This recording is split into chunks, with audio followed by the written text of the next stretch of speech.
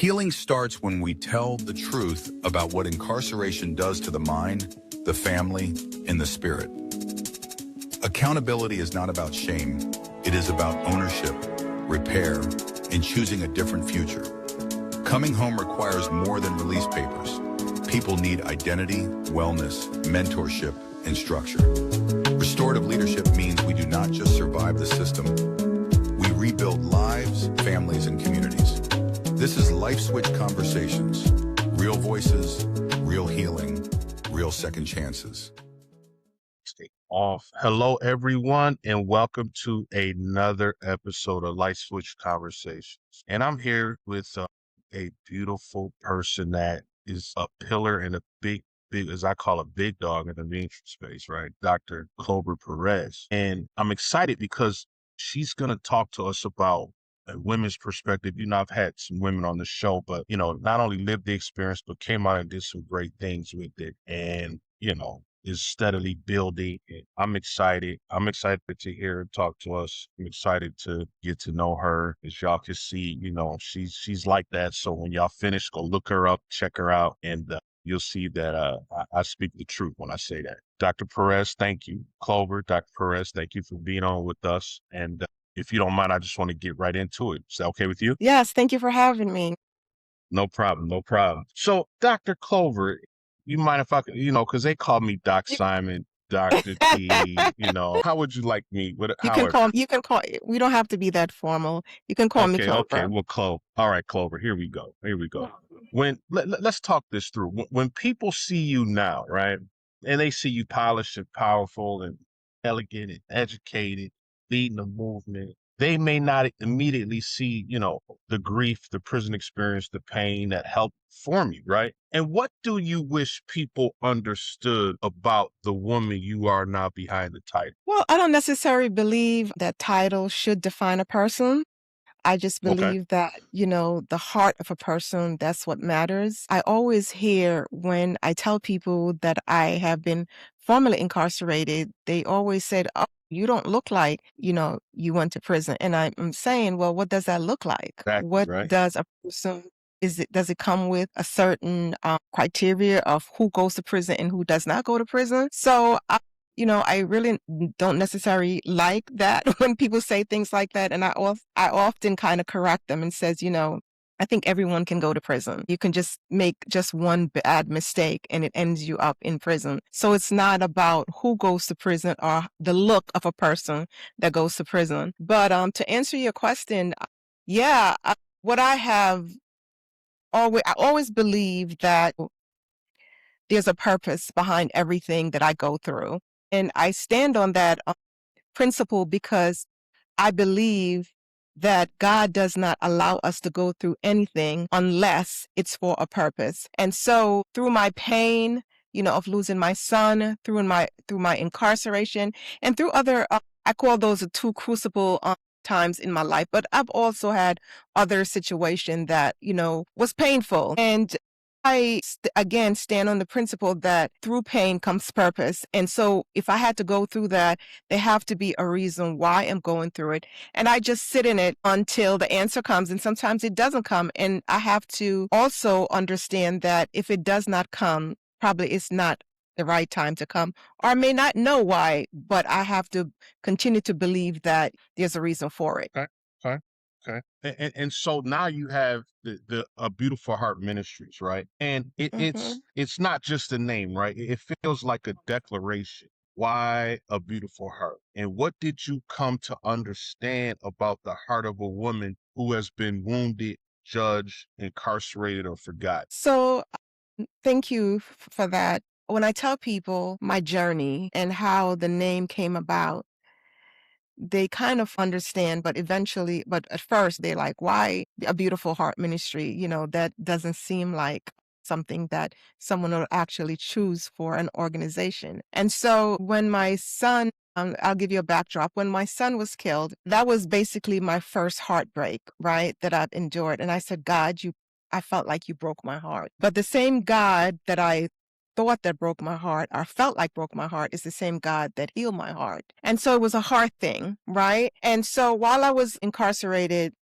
I kept hearing that there's just small voice that I was going to start a ministry. And of course, I struggled with that because I was angry with God. I was angry with God that my son died. I was angry with God that I was incarcerated. I was just angry with God for a plethora of things. But I still hear that small voice that I was starting a ministry. And I'm like, I'm not a minister material. I can't Right, preach. I right. don't want to have church because I didn't know that a ministry could be any other things outside of preaching and a church. And so it was during my last 2 years, still hearing that voice. I said, okay, if this is you, then you have to walk me through this, including choosing the name. And so one of my girlfriends, she used to send me journals because she knows that I like to journal. And when I opened this journal in the mail, it says A Beautiful Heart. And immediately that resonated with me. And I said, okay, God, that's the name. And so that's how A Beautiful Heart Ministry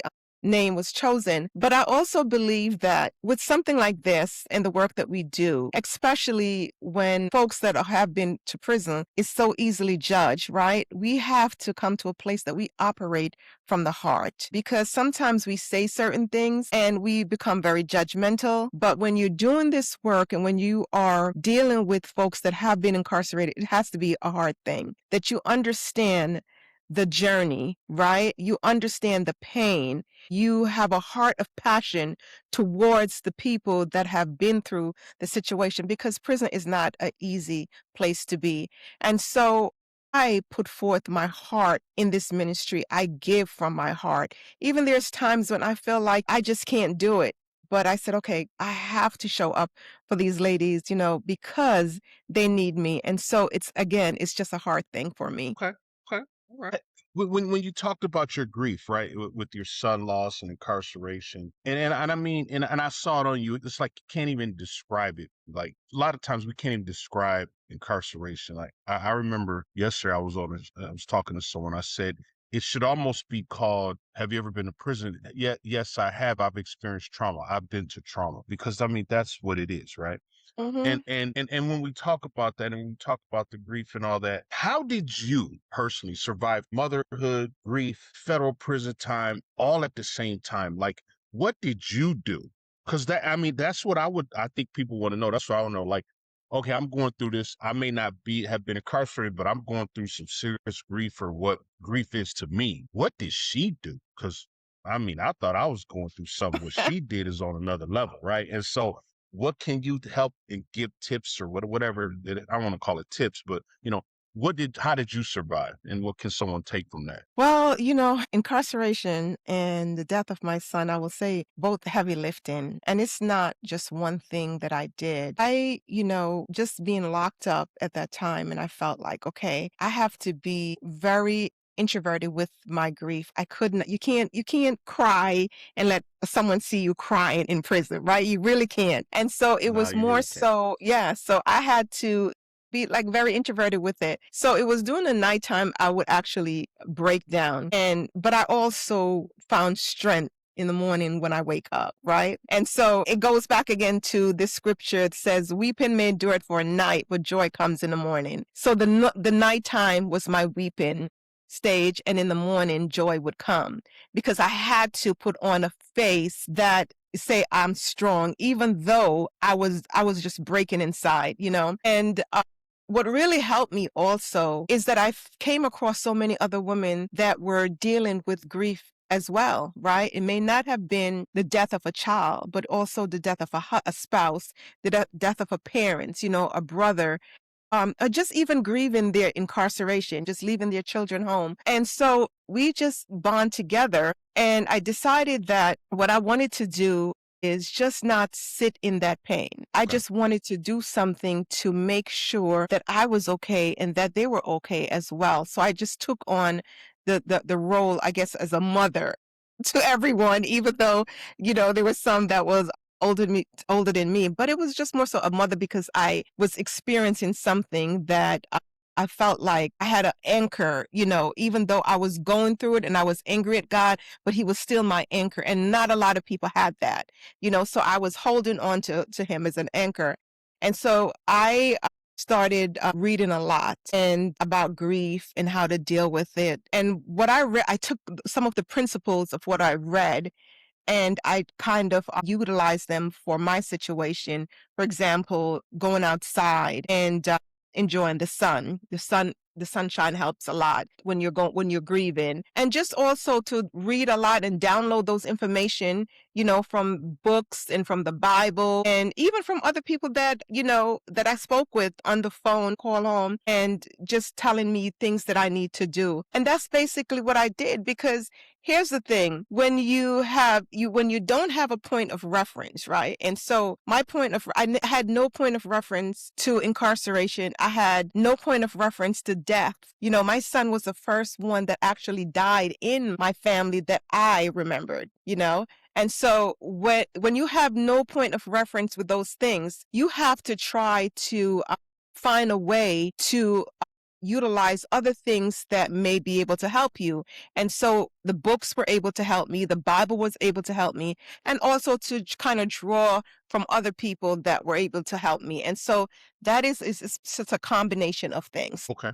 Okay. And my follow up to that is, what did prison teach you about the hidden grief women carry? Well, yeah, it's a sad situation, but prison it's just an abyss, a dark abyss. And so it taught me that unless you have a community of supporters, which were my sisters that I was incarcerated with, when I say sisters, I'm talking about the community as a whole. Because one thing, we like to gravitate towards each woman. We like to be a part of that. And so we realized and came together and realized that prison is not a place where you can actually deal with your grief. Again, you don't want to cry in front of anyone, because there's some people there's hardened people that's inside prison. Let me just be clear about that. And so you don't want to cry in front of them, because sometimes they don't know how to handle their grief, and then they see you crying and they see you doing all these things, and they want to come and attack you, because they themselves don't want to deal with that inner thing that's going on the inside. They probably don't even have an idea. And some people don't even know what grief is. They know that they're feeling certain things, but they can't even put a name to it. And so it just showed me that unless you have supporters, right, who can support you through that journey, then actually that's why a lot of people commit suicide in prison, because there is no support from the staff members. So if you don't have a community of friends that can support you along the journey, it becomes very, very lonely, and you can actually get to a place where you feel like you're losing your mind. And then what happens? People do commit suicide. Okay. I saw that you have said through your work that women should not be defined by incarceration, right? But Right. society often gives women harsher labels than men after prison. Why do you think justice impacted women carries such a different kind of stigma? I think we carry a different stigma because the expectation was never that prison was created for women. It was really created for men, right? And Okay. so as That a is true. woman, yeah, as a woman going to prison, you're just looked at so differently. And I don't know why it's like that, because it should not, but we do. People look at us differently, and they feel like, okay, because most people look at women as mothers, right? And said, okay, well, you must not have been a good parent, because if you was a good parent, then you would not end up in prison, right? Not understanding that it has nothing to do with that. As Mhm. women, we sometimes step out and do certain things for our children. Like someone will go to prison. I'll just give you an example. So a woman that I came across with, a young lady, she was incarcerated just in Rikers Island. Why? Because she jumped a turnstile, and she was incarcerated for that because she couldn't make the bail. And so people would easily judge her. Why would she jump the turnstile? She could have paid and everything like that. Not understanding that she jumped the turnstile because she did not have money to pay to go on a job interview. All right. And she Mm. had kids home that were hungry. And so when you are a parent, certain things that you think that you would never do, when when your kids are hurting, when your kids are hungry, you're going to do things that you don't necessarily think that you would do. And so I can't really put a finger on it why people would judge women so harshly than they do with men, but I just feel like it's all about being judgmental and saying that, well, you must have done something terrible to go to prison, because they believe that men that go to prison is men that does things that's really horrific. And so if you as a woman go to prison, you must have done something horrific as well. That's interesting, because we often, the brothers will say, I'm just trying to support my family, right? And that's Hmm. why they did what, picked up that bag or what have you. And after a while, it got to the point, well, yeah, but when you risked that, you knew that this could be the result. And so you fed them over here with that, but now you can't feed them and lost them for 5-10 years. So make that make sense, right? And there's that fine line. I do see what you're saying. And even on the women's side, she's like, man, I had to do this to survive. But then we might lose everything for some time. And so where's that balance? That's a tough one. That's tricky. I see what you're saying. Can't really put your finger on why it's judged harshly, but it is a different kind It of is judged. judgment. You Yeah, know, it is a different kind of judgment. yeah, let me say this. Oftentimes when people commit crimes, they're not thinking about getting caught. They're just thinking That about that's that true. moment, that Right. moment that they're in. And they need to do what they need to do for that moment, right? They're not thinking about the long run of what may happen, the long term, I should say, of what may happen.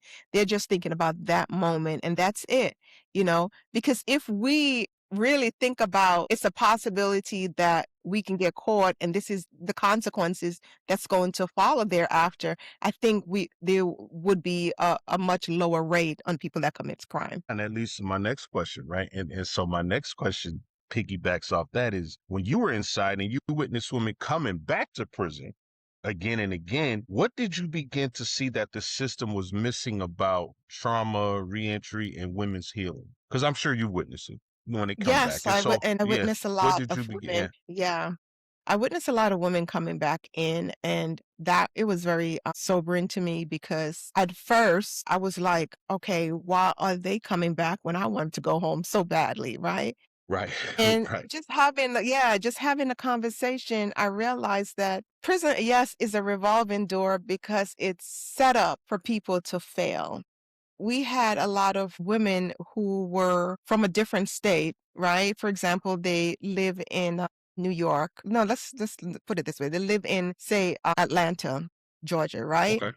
And they committed a crime in New York. And I can't speak for the state. I can only speak for the federal, on the federal level. And if they don't have a home to go to in the state where they live, if they don't have anyone to receive them, the feds will actually send them back to the state that they committed a crime, right? Where there's no resources at all for them. There's no support. And so, when there's no support, you go to a halfway house. With the feds, you spend the next 10% of your time, and you don't have a cell phone. You don't have the proper clothing to wear to a job interview. These are all barriers. And so a lot of women come back to prison because of these barriers, right? Because they don't have the support system that they need.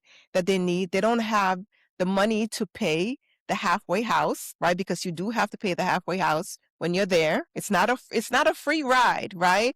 And so you're thinking about, okay, well, if I have a home to go to, why do I need to stay in the halfway house and pay the halfway house plus pay my restitution? But just how it is. So you think about things like that.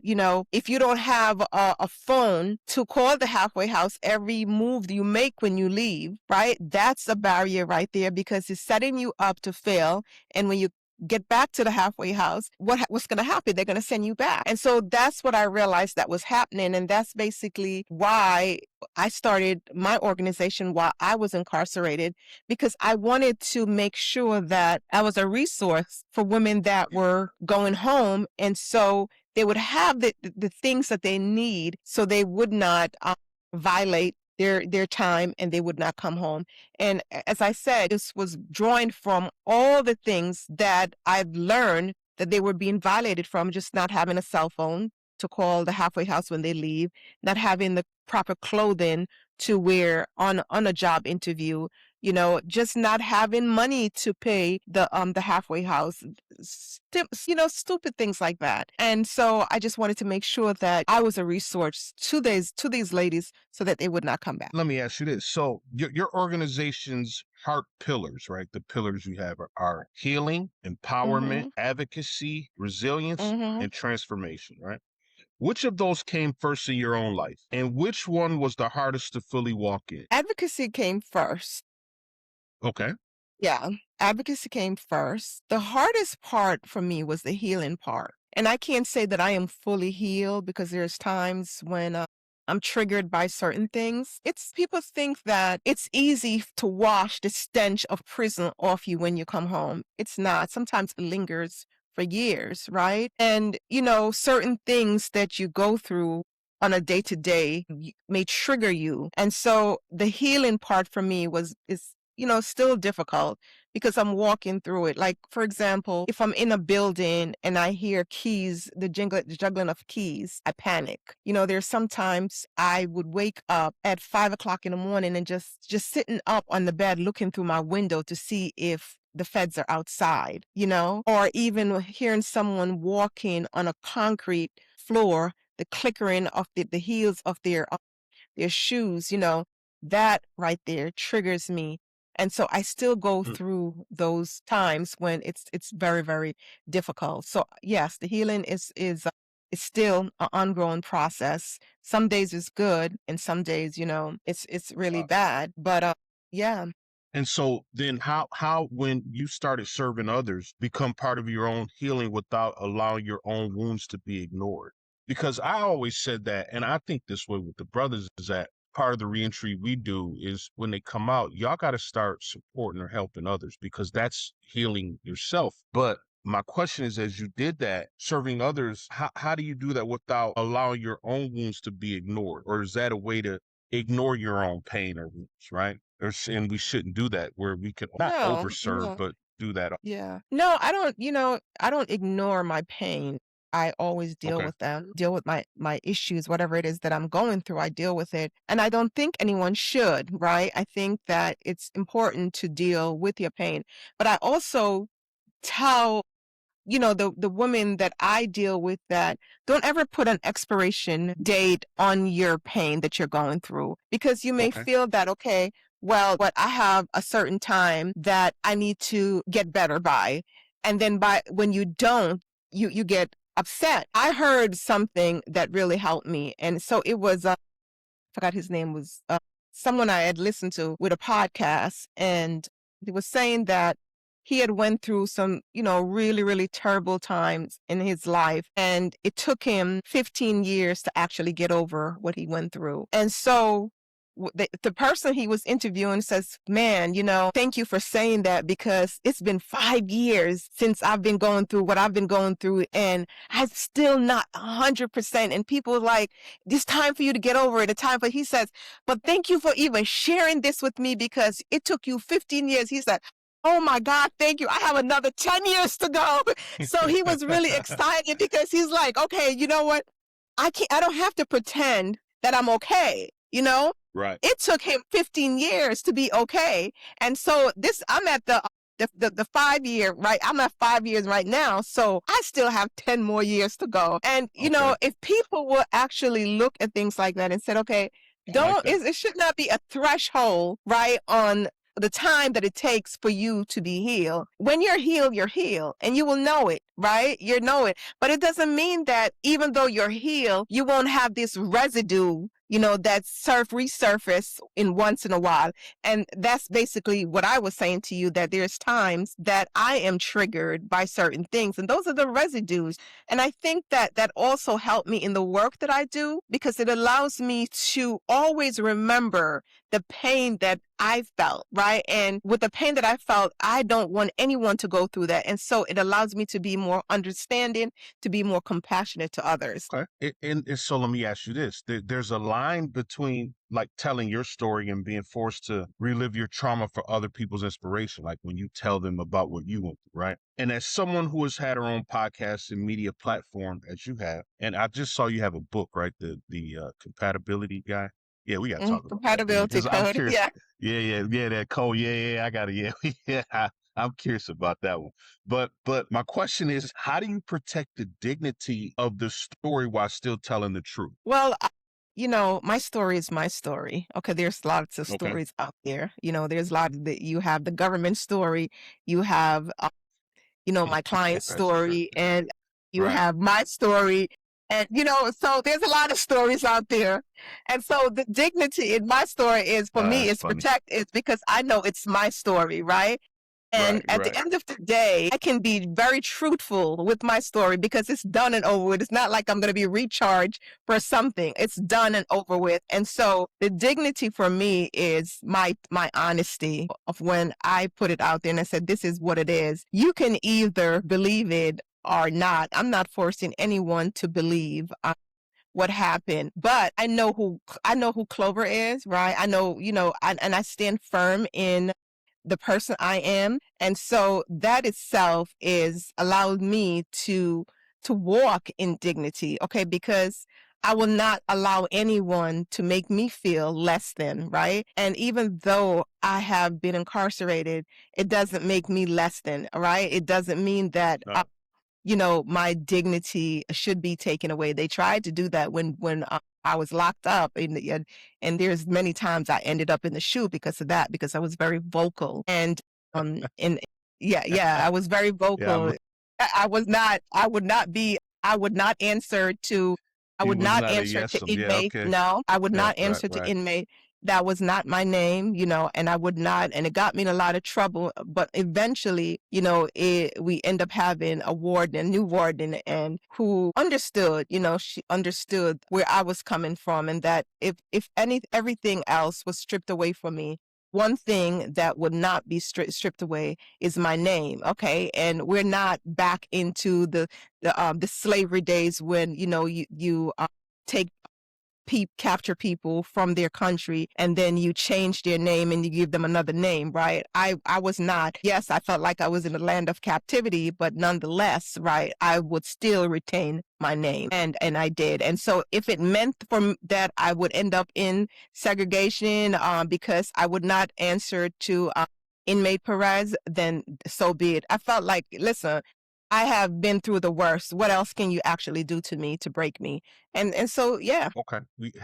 It's interesting you talked about that. Have you ever been through Oklahoma? No, but I've heard Okay. about that. Yeah. So So Oklahoma, I got to tell this story, right? Oklahoma has this transit where you get off the airport, this Mhm. huge hangar, and it is when you talked about slavery and it is and so you have all these people lined up, right? And I call it the slave blocks. It's these and I think they really should get rid of.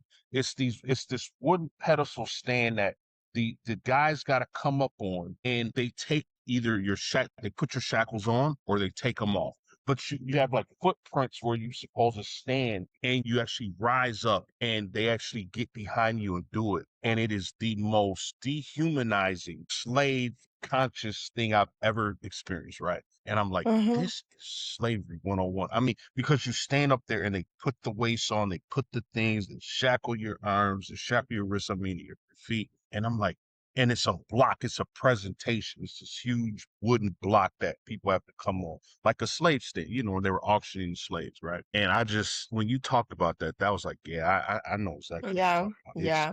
I It's think a, yeah, yeah, yeah, everything about prison is constructed to be a reminder that slavery in some form does still exist. And I think that yes, I always said that incarceration is that it's just relabeled and repacked that's all. differently, and because it is. And I don't understand what is it about another person that they can dehumanize another person in that manner, right? I just don't understand what is in you. And I think that when you dehumanize a person in that form, there's some type of lacking or inside of you, something that's going on internally with you that you're dealing with, because I know that I could never do that to anyone, and I know you will not do that. And it's not because we have been to prison and we may have experienced it. It's just not a thing that you would do to someone, right? And so we were made inherently to be free, right? Not to be caged. I always believe that, for an officer or whoever it may be that can actually treat someone in just a dehumanizing manner, they have issues. Well, yeah, I think it's that's ancestral and all kind of. Yeah, Hmm. it doesn't matter. Black on black, white on black, black on white. It doesn't Oh matter. yeah. Oh yeah. There's something genetic. There's something ego. It's almost like the prosecutors. But even though I Hmm. don't have anything bad to say about them, but a lot of these guys were probably scrubs or sorry in high school, got picked on, wasn't the man or the woman, and they get a little bit of power and they just lose their mind. But Yes. they probably Power. go home to. But then when we you got to know them, you realize they went home to some hell, right?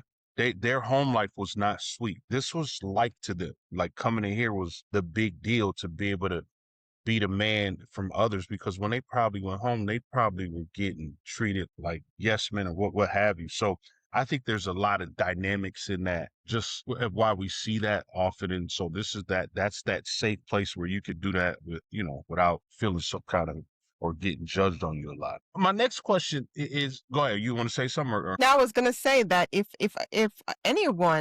a man thinks that it's okay to dehumanize another person to make them feel like a man, then clearly, as I said, that is a problem.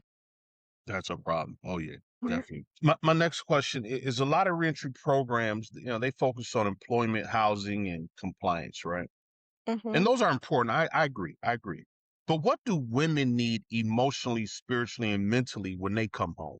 So women, we are connectors. We are connected to Mhm. our children, we connected to our spouse, we connected to our parents. And so our needs are different. And I think that I should say what we do at ABHM is that we, personalize our programs to that individual need, right? Because no two person usually have the same needs. And so what we find is that some, you know, they are dealing with sexual abuse. There's some that's dealing with physical abuse. There's some that dealing with just these traumas from childhood, right? And or even, infidelity in their marriage while they were incarcerated, issues with their home life and things like that. And so, oftentimes men are more stronger in those areas than women and we, as I said, we're connectors, and because I think we're connectors, our emotions are different. And so these are areas that I find that we struggle with. And so we have to be very intentional when we are doing our program, creating our programs, that we meet those needs of these ladies, whatever it is that they're going through. Okay. Okay.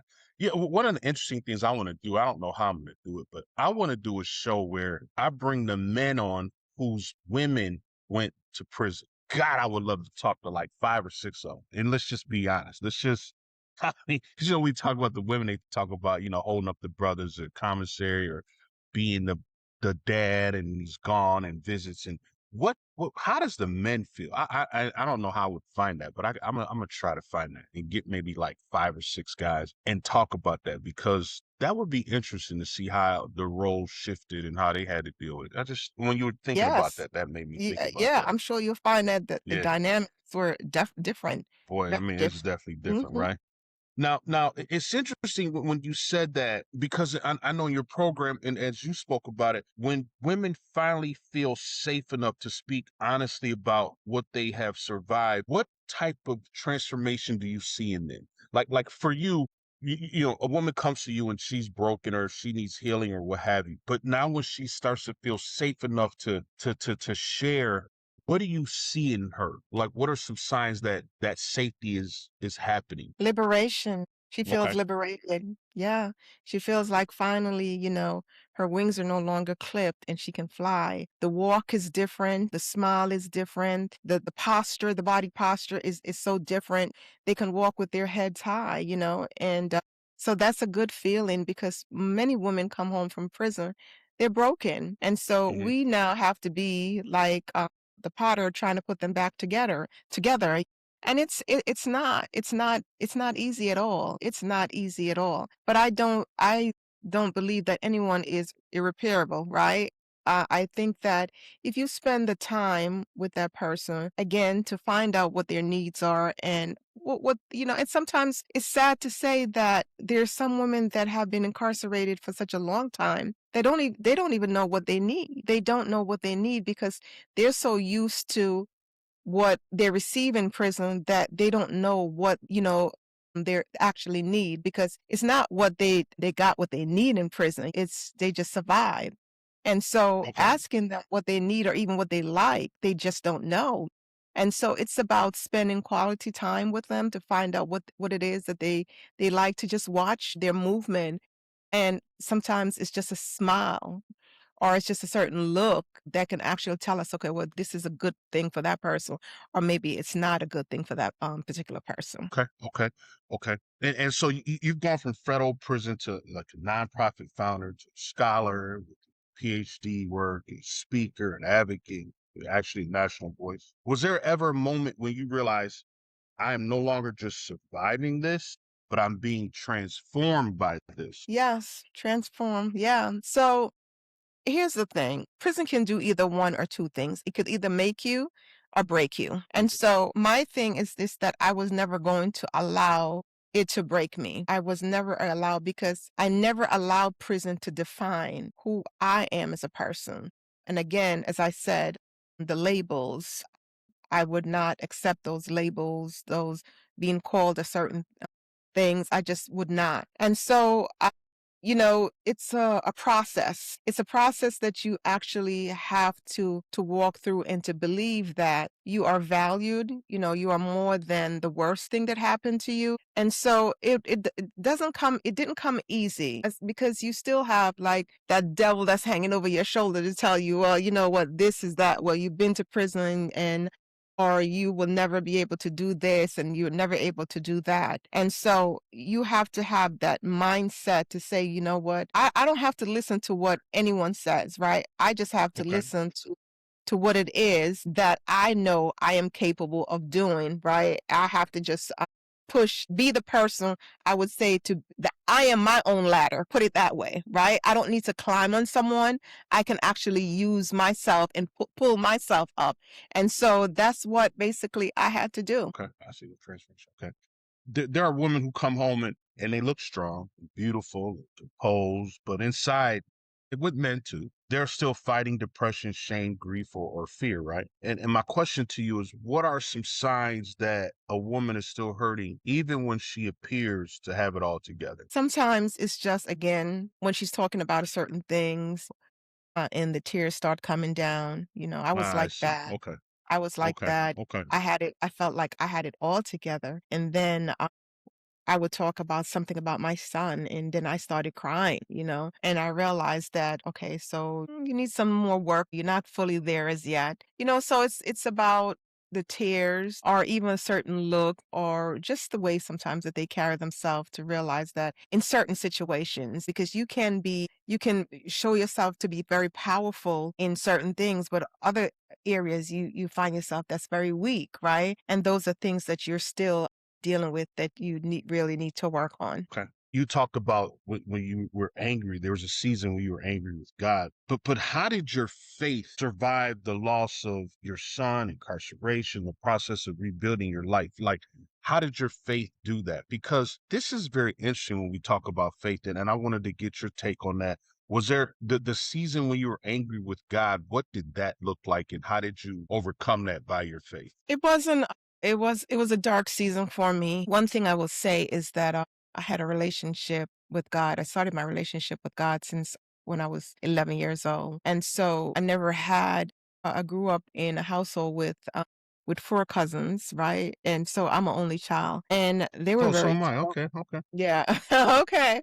Only So child, they were and we're and no. Can I ask you one more question? And you're from the origin, the accent. What is um what's? I'm trying to. Jamaica. It's Jamaica. Jamaica. That's Caribbean. I Uh-huh. was gonna say Jamaican Hmm. or okay, Jamaican. Okay, I Hmm. was thinking Jamaica. Yeah. Barbados, but No, Jamaica. no, Okay, Jamaica, yeah. okay. And so, yeah, and so, you know, I, since I didn't grow up with my dad, so that was a missing thing. He was a missing part of my younger. years. And so I had a really close relationship with God. It was my friend, was the father that I looked up to and everything like that. And so again, when my son was killed, that's when I felt like he broke my heart, because I felt like we had such a close connection. There was nothing that I didn't go to God and tell him. Like, he was like my best friend. And those seasons, even though it was really dark and I was angry, there were times that, and sometimes it doesn't make sense when I speak about it, because in that moment it was happening. And now when I look at it, I said, how is that possible? But in the moment when it was happening, even though I was mad at him, I couldn't stay away from him, if that makes sense. I was It angry, but I does. couldn't stay. Yeah, but I couldn't stay away. It was just something inside of me that yearned even more for him. And I was just like, we have this relationship. And I get so emotional when I'm talking about it, because it's just how much I believe in him, how much I trust him. And it was like, we had this. How could you do this to me? And now I'm left to figure it out. How can I figure it out? I don't have a road map. I don't have any type of direction. I just don't know how to deal with this new pain that I'm feeling inside. And so I found myself, even in those moments, even though I was mad with him, I was drawn to him, and I would pray, and then sometimes my prayer sounds like very mechanical, but I would push through it. And I think it's like any relationship with anyone that you hold dear to you and they hurt you. It's not about cutting them off. You feel like you need some type of closure, but you need explanation of why this happened. And so I felt like he's the one that can actually give me the reason why. And if you just give me the reason why, then I will understand. Or even if I don't understand, you can make me understand why I had to go through that season. And I cannot tell you the day when I woke up and I was like, wow, I feel much better. And I can actually say that the God that I thought that broke my heart is the God that healed my heart. Because even though I was going through that season, there was times that I felt like I was on an edge. And if I stepped off that edge, I would lose my mind. But I felt something pulling me back. So I just knew that it was his hands were always in it. I didn't see it because I was so angry, but he had never left me, because had he left me, I would have probably lost my mind. And that, I could, the Bible, I think Romans 12:3 talks about a measure of your faith. We all been given a measure of your faith. And so what happens is when you get totally empty like that, that's when now you ask Lord to Jesus, when he said, not my will, thy will. You're empty, right? Yeah. So now I need your faith to get through this, Lord. And so what we have done, me and my guys, when we talk about this and when we pray and support each other, we now say, Lord, empty us. So now when I go in, it's your faith that is pushing me through this, because I have no more, right? Just like I don't have the faith to save myself, right? That had to be you, and the Holy Spirit had to save me. I don't have enough. I got a measure of faith that you've given all of us in order Yeah. to maybe slightly believe or ghost hear it a little bit, but now the faith that comes to transform me and do all that has to be you. And so what I hear you describing is that you had gotten to a point where it's like, Lord, I'm done. I'm empty. I can't do this anymore. So now if you want me to get through this, it's going to have to be you. And that's when he Yeah. says, oh, now Yes. I know that you know me, kind of like he did Abraham, right? Abraham's faith was not his. He was on God's faith when he took his son up there, because ain't no way in the world somebody gonna have that kind of, Right. I'm Right. not bringing my son Yeah. up there. You done lost your mind. God said, whoa, wait a sec. Hey man, Yeah. I now you emptied yourself enough where now my faith you're allowing. So because now I've allowed you, Lord, to do it, now I'm gonna provide the ram. So because you said to yourself, and I hear this, it's very clear, you've said to yourself, okay, Lord, now I'm gonna allow you to take over my life. Now he provides the ram and the support for you to heal. Is that correct? Are we on the same page? Yeah, we're basically on the Okay, same cool. page, but it comes to a point that you don't even know when you allow him to take over. You just don't. Right. You You know, just you do, just right. don't. You're in that moment, you're in that pain. And I think that it's when you constantly cry out to him, you constantly says, okay, you know what? I just don't understand this. And a lot of people always say, well, you should not question God, but why shouldn't you not? You can have, God is a person that you can have a conversation with, right?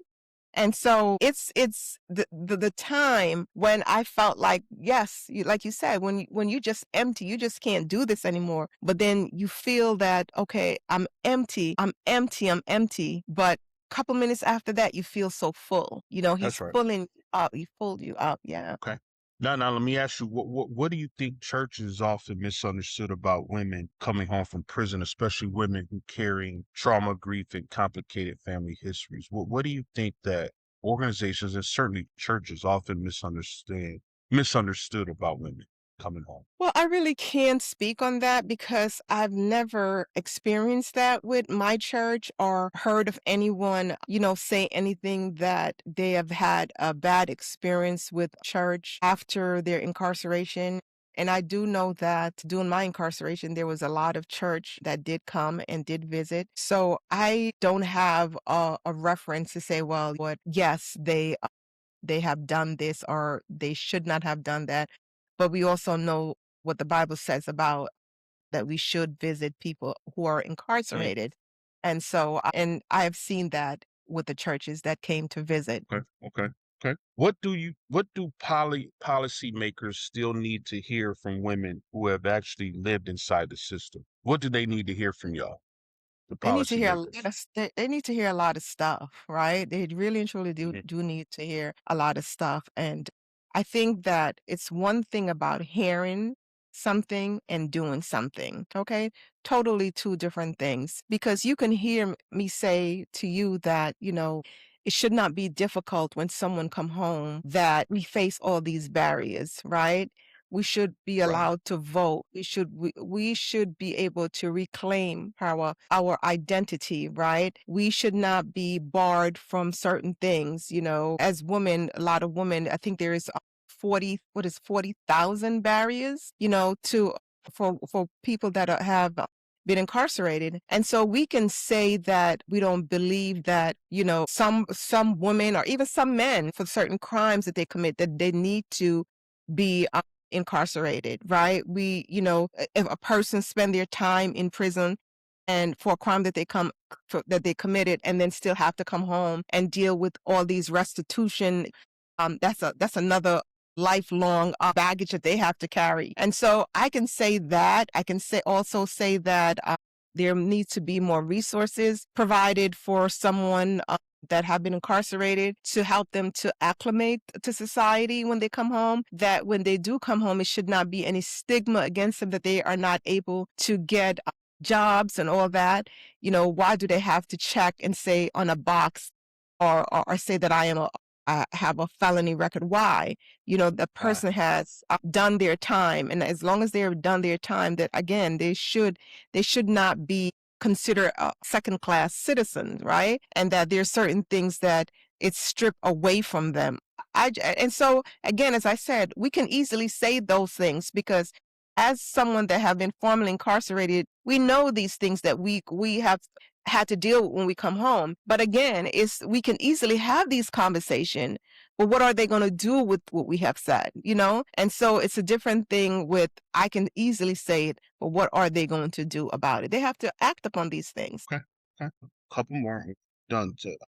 For the women watching this from prison or recently home, right, or their home, who feels like her past has disqualified her from beauty, leadership, love, or purpose, what would you directly say to her? I would say that's a lie. That's a Okay. lie.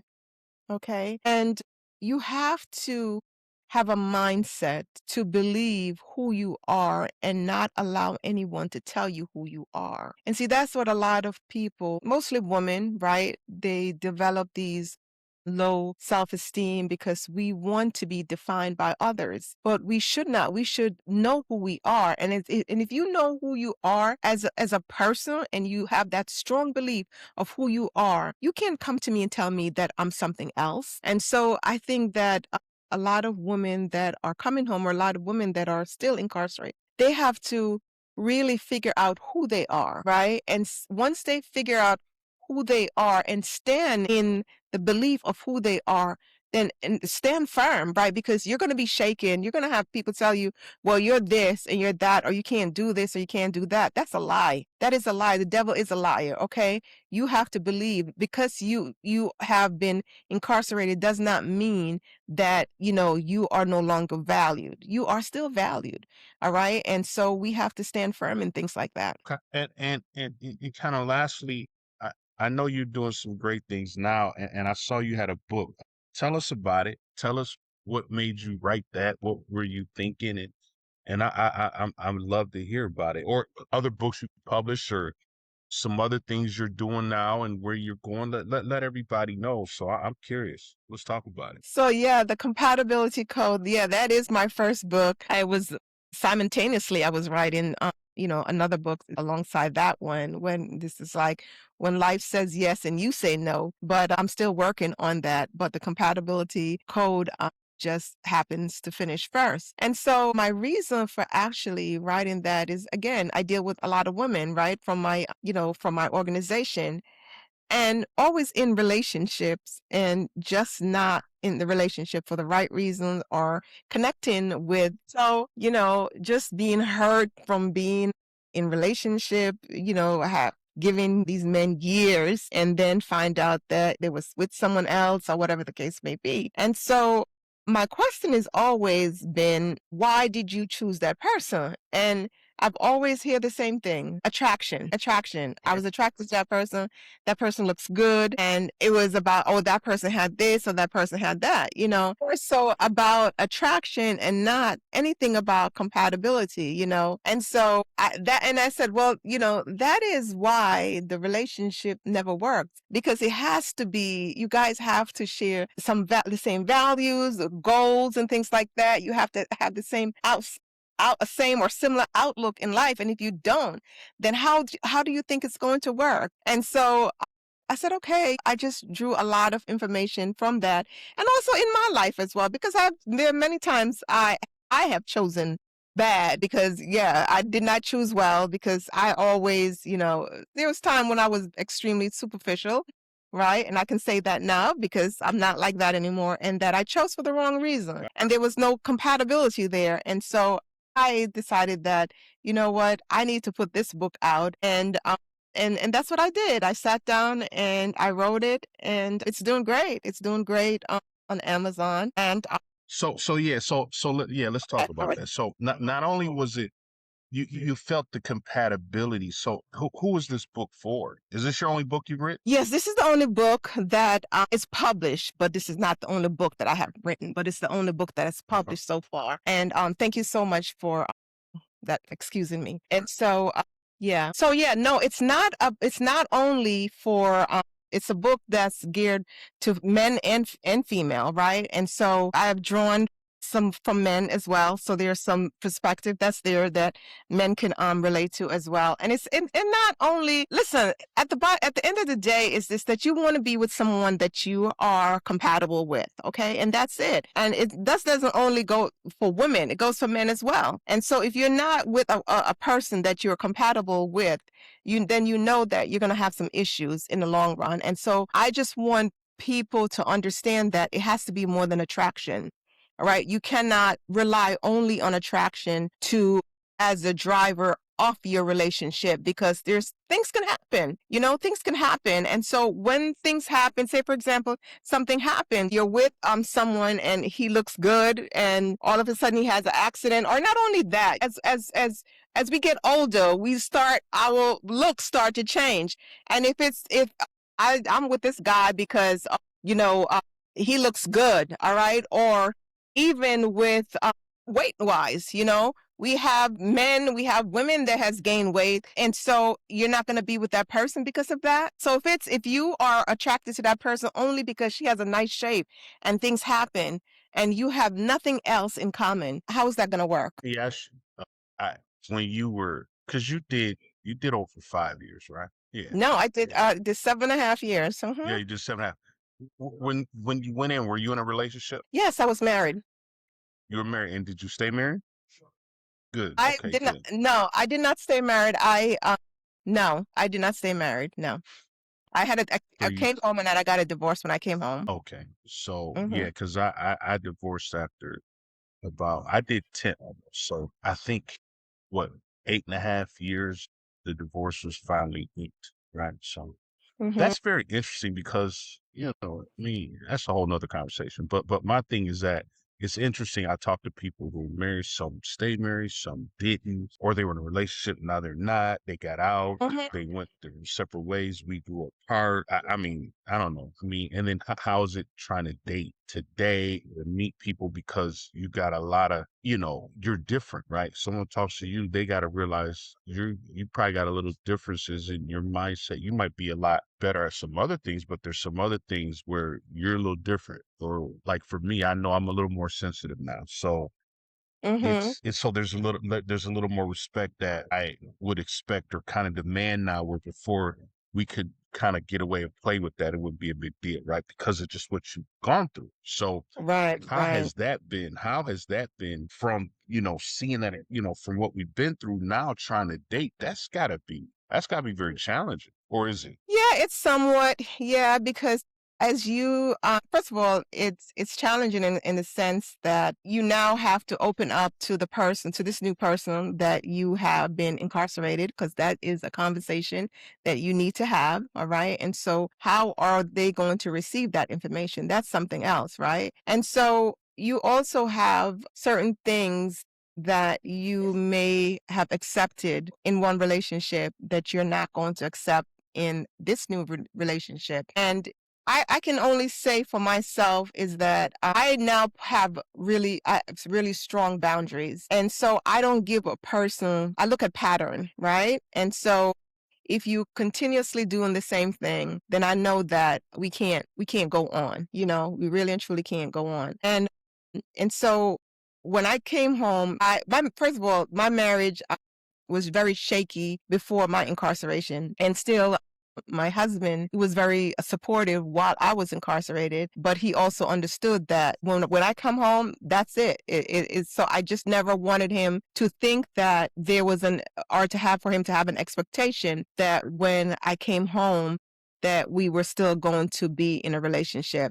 And I just wanted to make that clear to him. But I was appreciative that the fact that he supported me, while I was incarcerated, because that I needed that. And so when I came home, I came home to my house and he was not there. And I knew that, and it was okay. And so I got divorced. I filed for divorce and got my divorce and things like that. And once I did that, it wasn't, I didn't feel the need that I needed to rush into a relationship right away. There was things that I had to deal with, and finding who this new Clover is, right? And also I felt like I had to really start building because I had lost so much, right? That I had to start building. So it was more so not paying attention or not even having the time for a relationship, but more so having the time for me and to make sure that I did things that I wanted to do. And when it was time, and I actually found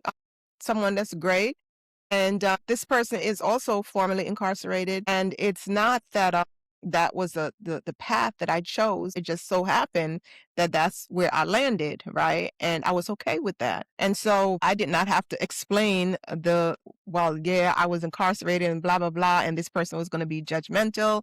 I didn't have to worry about that. And so it can be difficult when you come home because there's different things that you have to deal with, and not a lot of people are acceptance of the fact that someone have been to prison, even though they may really care about that person. But then you have that extension, which is their friends and their family that they have to explain it to, and they may not be acceptance to the fact that that person has been incarcerated, and so you have to now deal with that. Please tell the people how they can contact you, your book. I'll put the captions on there, but please let the people know how they can contact you, how they can write you, email, whatever, your ministries, all of that. Let the people know. Okay. Well, I'm on all social media platforms.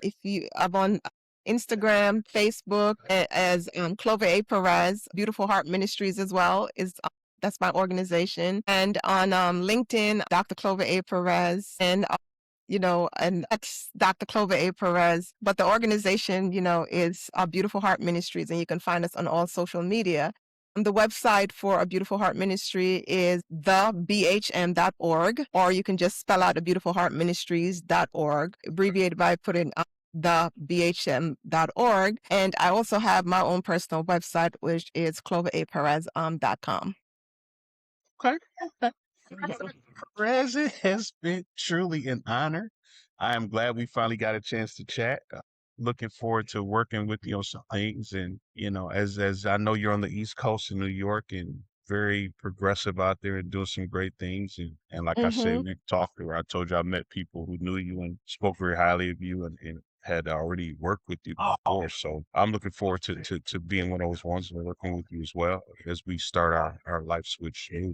But thank you for being on the show. Really appreciate Thank it. you for having me. I I appreciate can't wait to put it out there. It's going to be fun. And I hope a lot of people get a chance to see it because you kept it real. You did what was the intentions were to do, and that is to educate, inform, but be honest and truthful about it. So I really appreciate it. God bless what you're doing. And let's keep in touch, please. Yeah, definitely. Thank you so much. And again, this is just a podcast, but this is the end of the podcast, but it's not the end of our, as we build our relationship. There you go. All right. Well, thank you, my dear. You take Yeah. care and have a good one. Okay. You too. Bye-bye. All right. Bye bye.